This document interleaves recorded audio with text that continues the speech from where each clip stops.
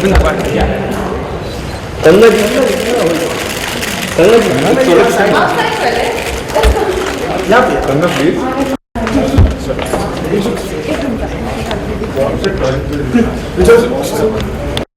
of the reasons why there's so much inaction and so much delay in government, is the kind of atmosphere that is created that the best decision. CCTV cameras for the chief minister to not be able to reach his police officer because the wireless system doesn't I'm work. not defending that. All I'm trying to say is every decision is questioned, every action is suspect, every note sheet can be distorted, every government order can be questioned on its motives. I understand the fear to some extent, but I do not understand the fear of lies anymore. I understand that the debate around transparency in governance has got shrill. Some would say it was a needed corrective and India will find its balance somewhere. That we went from a period of entrenched corruption, so you needed that level of noise to bring back the trade, three television studios and kangaroo courts. I agree with that. I'm personally extremely uncomfortable with that trend in television, but I cannot accept that it can become the basis for jeopardizing the lives of Indians. That's the only disagreement. When taken to that level, I would say. In that chapter, did you correctly understand the character of the Naxalite? Understand the character of the Naxalite leaders. They have held women as slaves and captives. Their children study in the best schools. That they kill and shoot and commit all kinds of depredations. For what? For bringing about an overthrow of the established system of government. Have you heard President Obama yesterday? Yes.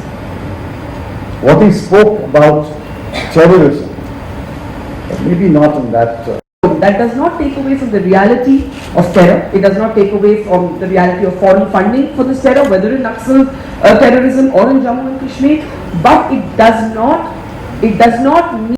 Now, you seem to think that development can take place before the people who can bring about development can even enter that area. No doctor can go there, no nurse can go there, no teacher can go there. You build a school, they blow up the school. You build a road, they mine the road. Therefore, it's not the first step, first to secure the place before we did not have 282. The highest number we had is 201. But you were stopped by your own colleagues in the cabinet and by Mrs. Gandhi. No, I'm not. Who had a much more extreme version of the view you think I have. I don't think so. I'm not taking any names. The point I'm making is that opinion in these issues will always be divided. But eventually, one has to take, as you said, a leadership position. You have to. I don't think Mr. Rahul Gandhi likes me either. I'm in a very special position. I have managed to piss off Mr. Modi and Mr. Rahul Gandhi. We're talking about. Isn't that I'm an equal opportunity offender? No, it is not. We're talking about Mr. Modi. That there are only two journalists who were not invited to the tete-a-tete with the Prime Minister. One of them being you. And the other was Rajdeep. Other was Rajdeep. Yes. So, Rajdeep Yes. What I that he has a capacity for being more of a pragmatist than a polemicist. I think we've seen that in his Pakistan policy. What his rhetoric was is very different from the policy he pursues today. And I believe that he will. On Twitter, you can call a biased anchor right now. And may I just say that while Mr. Modi doesn't like me, one of the common things that has happened to our politics, I do want to make this point to you, Mr. Chidambaram, is that politicians have found a way of talking to people bypassing mainstream media. And that applies to Mr. Modi, but it also applies to the Gandhi family, it applies to many other politicians. And I believe that that's very dangerous for our democracy. Well, I don't want to push you further. I know that the government is here to stay for another 40 months and you perhaps will. 40 months. And after that? Well, after that there will be an election. And you believe the result will be different? I believe we are a democracy, isn't it? I want to ask the final question. Yes. You talk about I would say I'm upper middle class economically, but I would say in my values, I am Upper still middle class is upper middle middle class class, progressive. or as upper middle class as I define upper middle class. I don't know how you define it. I said even the very rich call themselves No, upper I'm middle certainly class. nowhere close to any. When I entered journalism, my salary was 8,000 rupees a month, and I know. In my first brief, I got 150 rupees. Right. Okay. Yeah. Okay. That was it. I have the book. Here we have the book. Yes.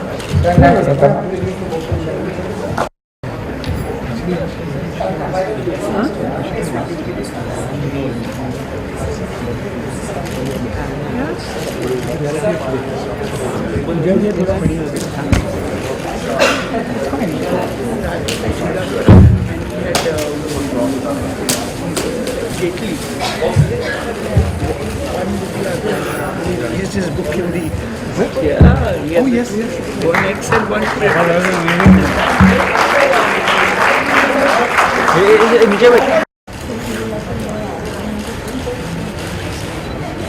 That was even better.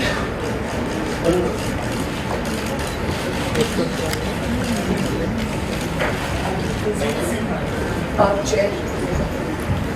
Thank you, Mr. Chidambaram. Thank you so much. This is Sheikh Nfxshot's mother, and they were all there. She's quite a woman, huh? She's quite a woman.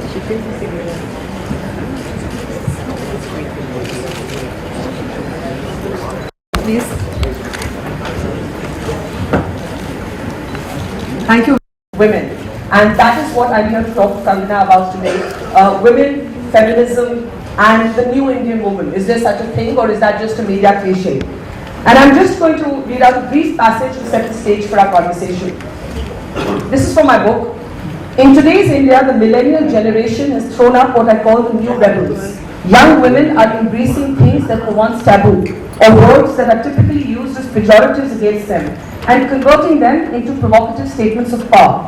So whether these are slut walks or slogans of equality scribbled on sanitary napkins that are now plastered across campus walls, the urban feminist in India is looking for a fresh idiom to express herself in.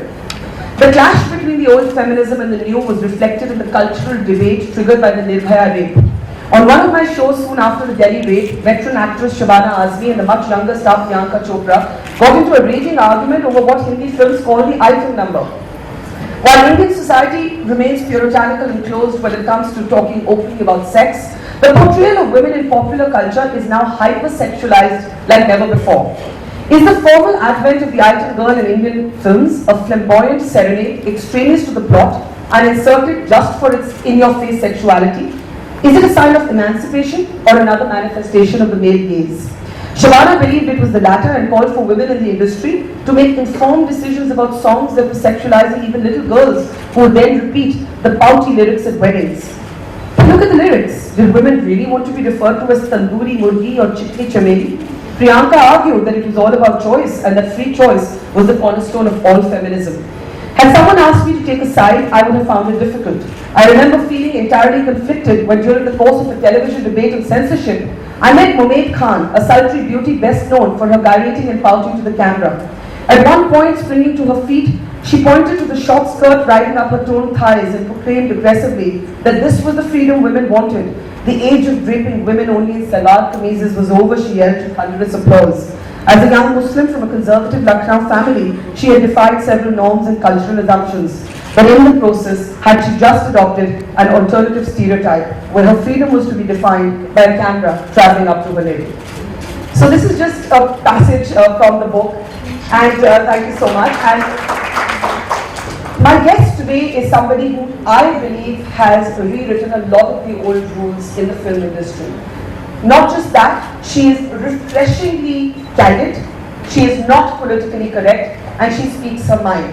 And over and above all that, her film Queen, according to me, is absolutely inspirational for young women who are looking to break free from old shackles. So thank you so much, Kangana Ranaut. Let's welcome Kangana to this evening. Hi, good evening everyone.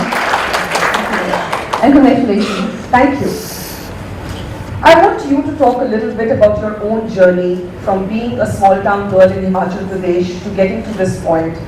From growing up in a family where you have quite openly admitted that your family was more favorably disposed towards your brother, and in some ways openly discriminated against you to the point that one day you decided you were going to run away from home?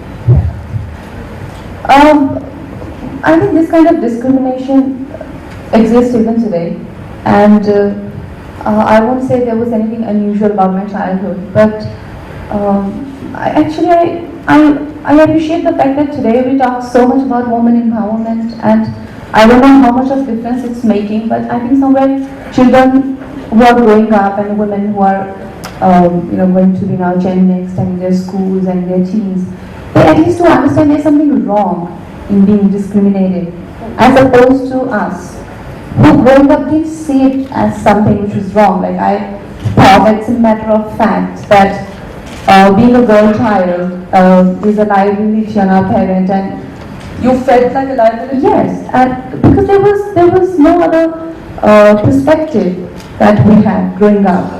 I felt that it's fair for my parents to feel that taking care of a girl child, like, because these conversations were everyday thing, that you raise a child and you invest so much in her education, and then she goes about to basically take care of someone else's house, and there's so much dowry that you have to.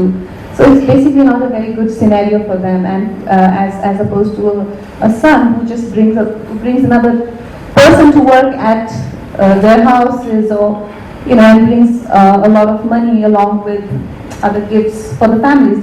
This is how actually middle class families feel, who struggle to make the ends meet. So then those gifts. The girl is a liability. Yeah.